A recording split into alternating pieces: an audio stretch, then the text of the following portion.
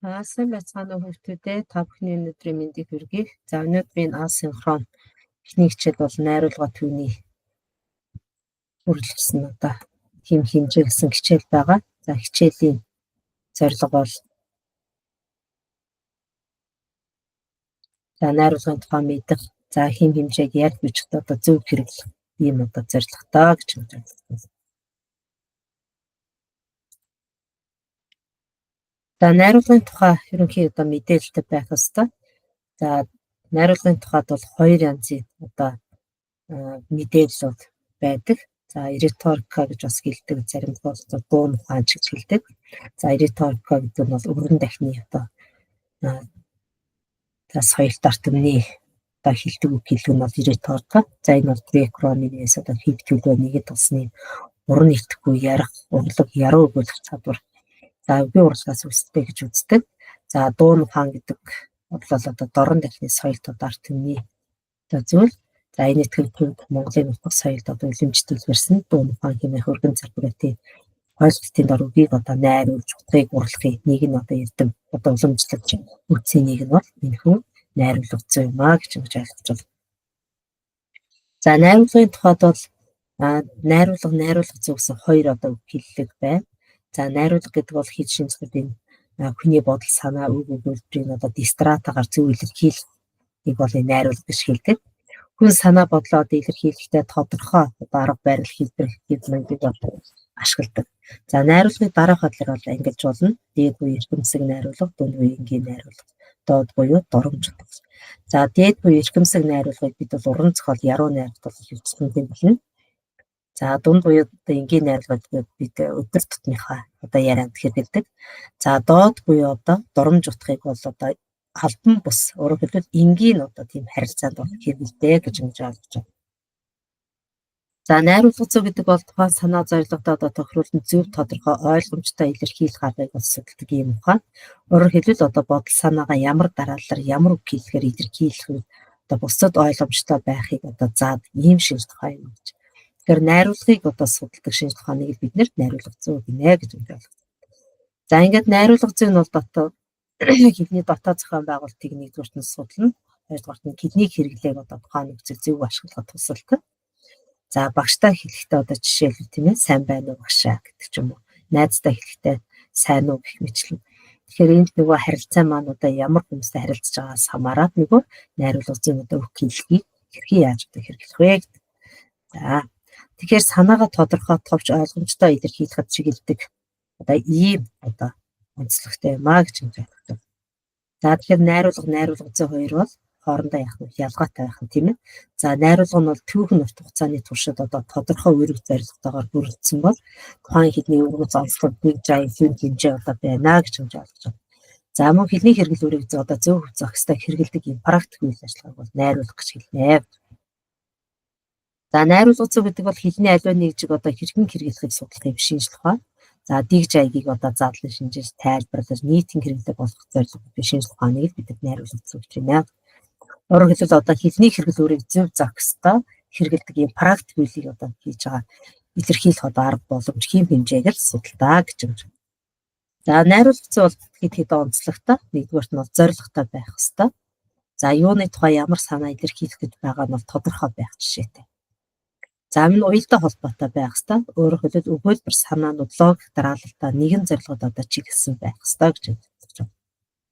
За мөн хэл найруулга одоо зөв зэгцтэй байх ёстой. Үг хэлцийг одоо сонголтын зөв, найруулгын алдаагүй байх ёстой. За сонсогч уншигчдад бас тохирсон байх ёстой гэж ойлгоод.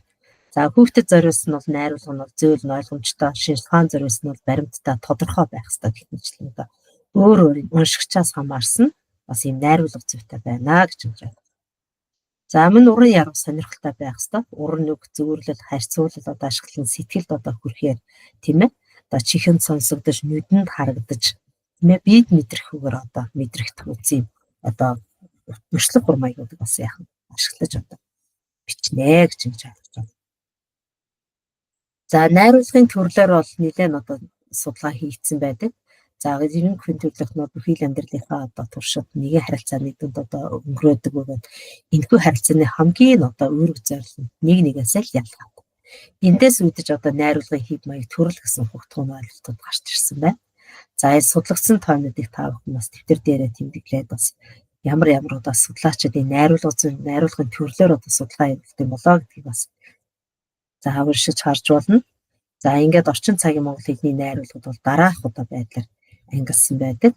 За албан бичгийн найруулга, шинжлэх ухааны найруулга, сонин нийтлэлийн найруулга, уран зохиолын найруулга, ярианы найруулга гэж.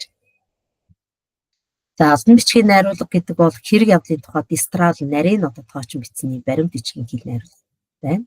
За шинжлэх ухааных нь бол байгаль нийгэм дэх одоо хэрэг явдлын тухай өгүүлэлттэй түүний зүй тогтол харьцааг эргцүүлэн дүгнэсний бичгийн хэл найруулга. За тэгвэл сонин нийтлэлийн найруулга гэдэг нь бол хэрэг явдлын учир утгыг хялбарчлан тайлбарласан мэдээлэх, дамжуулах зорилготой учир зүйн нотолгоо хийдэг одоо энэ бичгийн найруулга. За уран зохиолын найруулга бол байгаль нийгэмд хэрэг явдлын утга соёлын үүднээс бүтээл сэтгэл төвшөнд уран дүр төрслөө бичсэн юм найруулга юм гэж. За тэгэхээр албан бичгийн найруулга, шинжлэх ухааны, сонин нийтлэлийн уран зохиолын найруулгыг бид нэр бол бичгийн найруулга гэж бас ингэж үзэж болно. За мөн одоо ярианы найруулга ахуйн хүрээнд одоо хүмүүсийн өдөр тутмын харилцаанд санаа бодлоо солилцох үүрэгтэй ийм найруулгын төрлийг бид нэр ярианы найруулга гэж хэлж. За тэгвэл найруулга байж байгаа тохиолдолд энд бол яхан заавал хим хэмжээ өөрөөр дүрм одоо байх ёстой гэж ингэж ойлгож болно. За найруулгын хим хэмжээ гэдэг бол үг хэллэг, өгүүлбэр, за тэгээ найруулгын зохистой хэрэглээг баримтлах дүрм шаардлагатай. Өөрөөр хэлбэл одоо бичиг зохиолын хим хэмжээний хүрээд хэрхэн зөв тодорхой ойлгомжтой ярьж бичиж болохыг судалдаг. За тэгэхээр найруулгын хим хэмжээ гэдэг бол бичиг зохиолын хэлэнд ямар байх вэ гэдгийг бас анхаарч одоо үзэх чухал. За өөрөөр хэлбэл бичиг зохиолын хэл гэдэг бол тухайн үндэсний одоо нутгийн аялгаунд суурилж одоо бий болсон юм одоо байдаг. За тэгэхээр монгол хэлний хувьд бол халах аялгаунд одоо тулгуурсан байдаг гэж ойлгож байна. За тэгэхээр нөгөө бичиг зохиолын одоо хэлэнд тулгуурлаж одоо зохиогдсон одоо хим хэмжээ маань өөрөөр хэлбэл зөв бичих, зөв дуутах одоо дүрмийг баримтлана гэж ойлгож байна.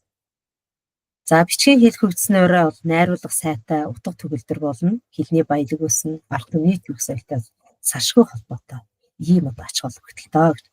Тэгэхээр одоо монголчуудын хувьд бол халах аялгаунд дээр одоо суурилсан ийм одоо зөв бичих, зөв дуутах дүрмийг бол бид нийтээр одоо дагаж мөрдөх хэрэгтэй байх нэ. За найруулгын хим хэмжээ бол дотроо 5 янзын одоо хим хэмжээтэй байна. За нэгдүгээрт нутгийн хим хэмжээтэй байх ёстой.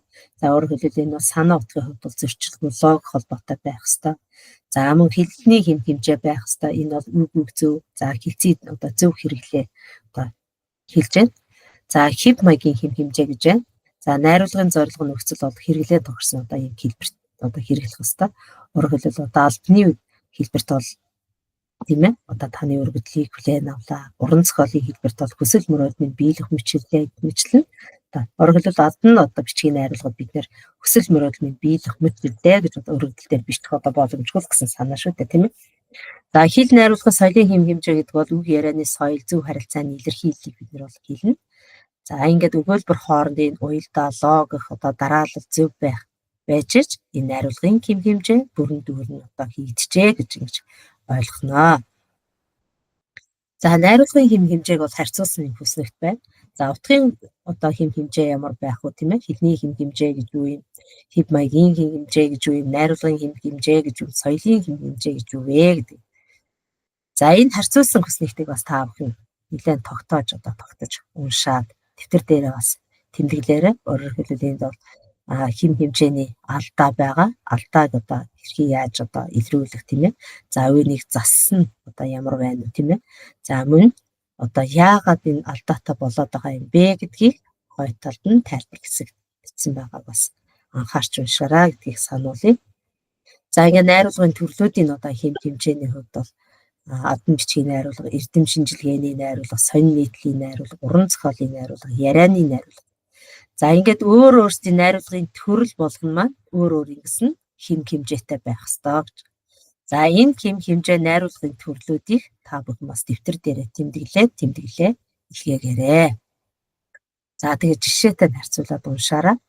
За ингээ бие даалтар бол энд 5 нь одоо хэсэг даалгаврыг нь энийг одоо өөрсдөө уншаад ямар одоо найруулгын ямар төрлөөр бичсэн байгааг бас ажиллана. За баттгах сорил байгаа. За энэ өнөөдрийн хичээлийг үзнээрээ сорил ажиллана. За сорил дээр бол оноогоо тооцоод явна.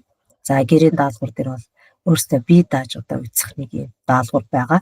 За энийг та бүхэн үзээд тэмдэглэлээ багштай илгээгээд оноогоо тооцоолох боломжтой гэж ойлгож байна. За ингээд өнөөдрийн 1-р асинхрон хичээл маань энэ төрөд өндөрлөж байна. Та бүхэндээ амжилт хүсье.